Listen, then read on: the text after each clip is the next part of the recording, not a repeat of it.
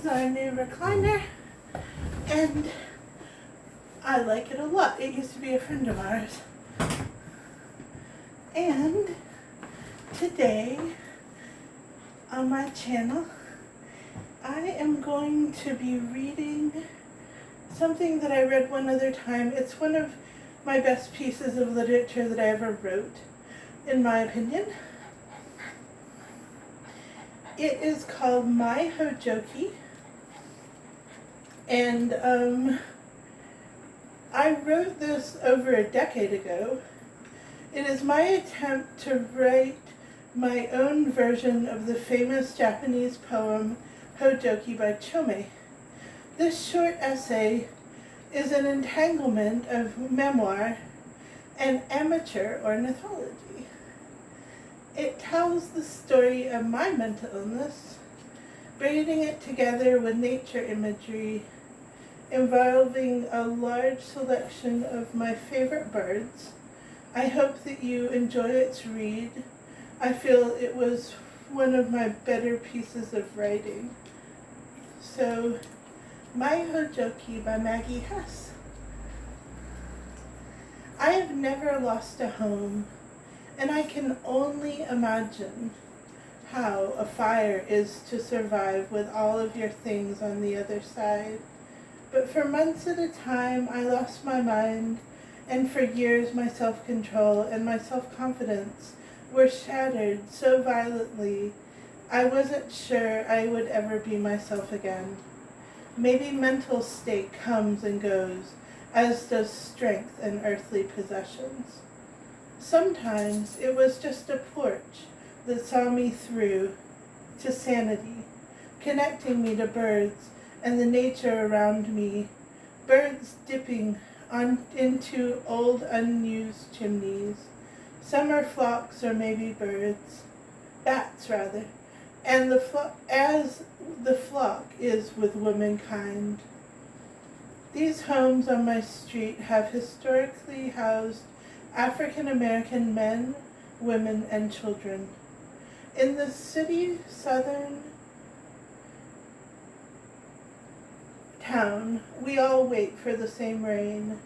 Birds, robins, sparrows, swallows, all rejoice when it comes. There was a time when fruit trees were abundant on the street, and chickens roamed free. My family moved to McDowell Street 30 years ago. I guess now it's been 40 because this is an old piece of writing. The flocks, avian and human, stay the same, but fewer and fewer people are the exact same as when we started. Once I found the wing of a mourning dove in my backyard. Nights can be cold for a person and creature. Everyone perishes and comes once to life. But I will never know where the titmice rest at night or how they survive the freeze. Once I learned about the patterns of human psychology and the fractal makeup of wings, the same mathematical structure as flowers and galaxies. Homes and heads and herons all work by similar rhymes and reason, I think. Sometimes humans laugh at feathered animals as dumb or crazy, but we are not any tighter hold of our existence. We all could die tomorrow, or we could all go crazy. Even the mites on the down have a certain natural might. In my time on this earth, I have seen many grim things. Just last week, my neighbor froze in his home, just as once birds fell loose from the heavens in an ice storm. Even the mites on the down have a certain natural might. In my time on this earth, I have seen many grim things. Oops, I'm repeating. Just last week, my neighbor froze in his home, just as once birds fell loose from the heavens in an ice storm. As solid as I am today, my mind was once lost, unhinged by mental illness. I watched from the inside of the hospital window, wishing to piece my scattered thoughts back together. One entire October I spent in a ward, depressed and unable to fund outpatient care, to get adjusted on my medication. All I wanted that month was to feel the sunlight and crunch of leaves underfoot, with black vultures circling. It's lonely in a mental ward at 17. At 20, it seems impossible to scramble out. Once I met a hummingbird in the snow that had come so unexpected early in autumn. My hopes were never lost completely, but I did not know how to find my competence again. I had to go on medications that made me drool and stare into space. Eventually the medicines adjusted with me, and I adjusted with my medicines, to my medicines. My dignity was present but confused. I did not want to talk about myself as mentally ill. I did not realize other people in the ward had hard stories like my own. My mind felt blank and worn out for months, weeks and months. I started making a whirlwind of bad decisions. I accrued credit card debt and would end up declaring bankruptcy. I changed my mind too much about everything. I started college again at expensive schools and had to withdraw because I had trouble making friends, because I was anxious about failure, because I could not move forward one step at a time. I withdrew from college more than anyone I ever knew. Other times I just quit. Of course, in order to quit multiple times, I tried more than others. Sometimes I still muttered to myself when I could, if no one was around. The cardinals and blue jays listened. The crows did too, always responding more than I ever spoke. I made other decisions unrelated to college that were impulsive and risky. I took unplanned trips that there were consequences. I traveled to Maine and was hurt by a stranger in an isolated bus terminal. I had trouble finding friends I could trust.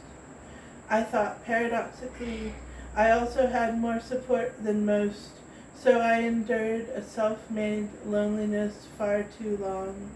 It took so much work to get to where I am now.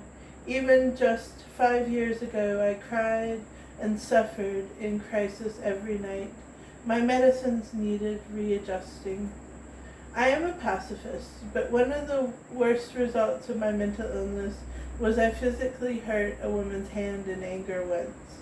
I also spent a night in jail for accidental property damage when I was entirely lost mentally with insanity early in my illness. How can a person call themselves a pacifist and hurt someone else as I did? Sometimes flocks take formation, and it's the most amazing sight. All of the individuals somehow keep perfect respectful distance, and the whole group moves simultaneously, so in sync. I go to a tree in fall, and every year I muse over the dropping leaves swept up by a gust becoming birds. Annually, I am aware of the awe and beauty and mystery. Every day I see something magical outside. Some woman, though, some person is still trapped on the other side of the hospital glass, unable to watch the swallows and bats sweep into old chimneys, unable to crunch leaves under their feet. someone else is experiencing suffering of mental illness like I did. I see these insane people in my mind's eye. Maybe it's all temporary.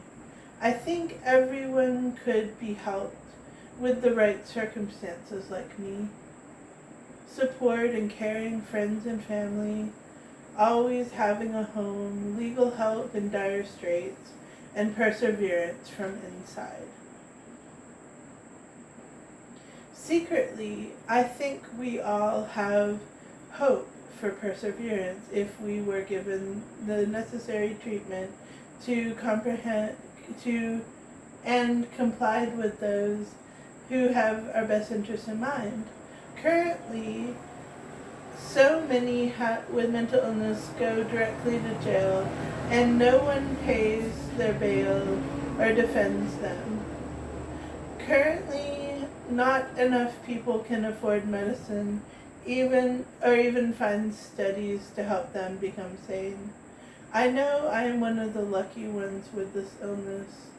From my front porch, I tell the birds my story, most often lately, with long stares of meaningful connection. Sometimes I whistle to the towhee that rustles its beak up in our plants under the grapevine, searching for grubs. I believe in a kinship with living beings, human definitely, but also those in flight. I have known the same heron for years when I visited her creek in early spring and summer and fall and winter. Once I cried out because she was absent or hidden for so long. Then, like a wish granted, I saw her lanky daughter wading in a pool near the white waterfalls. Soon after, I saw my old bird friend, the mother, and noted the difference between her and the juvenile, her wingspan so much broader.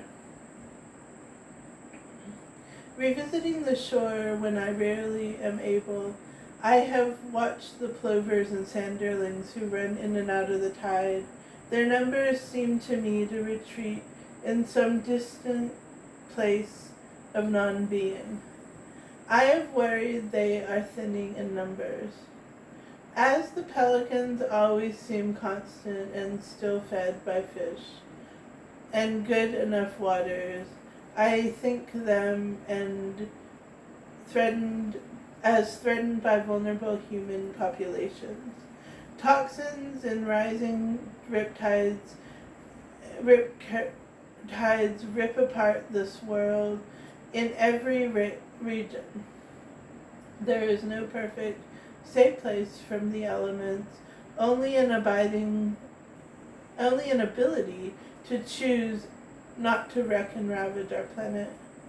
It takes some of us longer in our lives to feel sorrow, but we all fall down in our own way.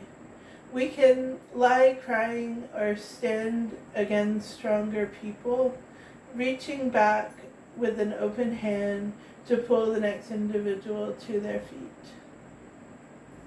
I fell, and it felt like my thoughts would never be clear again. I fumbled in sorrow, and I thought I would never be happy again. I dropped and hit the lowest place that I could imagine, but it was not the bottom, just a dip. I would look back with sentiment. But now I have climbed back up the hill and seen the top of the mountain. I know where the scarlet tanager lives high in the canopy. I live on a street at the base of the Holston Mountain. Sometimes I walk so climatically thrilling. I fall sometimes, but I know the answer with resilience to get back up as quickly as possible and remain steady on your feet and never criticize yourself for being too slow. I know I will never fall as low again, as in the pits of where I have been. I know I will never be in a mental ward again. I also know everything in the mind is possible, meaning loss of control may happen to anyone at any time. So maybe I am in the wrong about the ward and my going there again. But I know just as likely that anyone else is just as likely to be hospitalized for their mental state as for me to return to my pit of suffering. And I know that the best place to exit, and the way I never would waste time climbing that steep hill again. I tell you all these things because anyone can fall and hurt and suffer. You can be struck ill at any moment in the worst, most unexpected way. You need to know this to first create a living hope for you to tap into if you fall. Next, you need to know this if you celebrate what you have and where you are now. Last, if you already are suffering, you need to know a kinship with someone out there who has a peaceful happiness and mental wellness. You need to know if you have mental illness, you need to know hope. There is hope for you and for all of us. For the endangered birds and every fragile wing, when you look at the birds, I want you to know that there is hope for all of Earth. That was an essay that I wrote 10 years ago. I'm getting a call that I'm not going to be able to answer, but maybe I will. I'll talk to y'all later. I love you. Bye.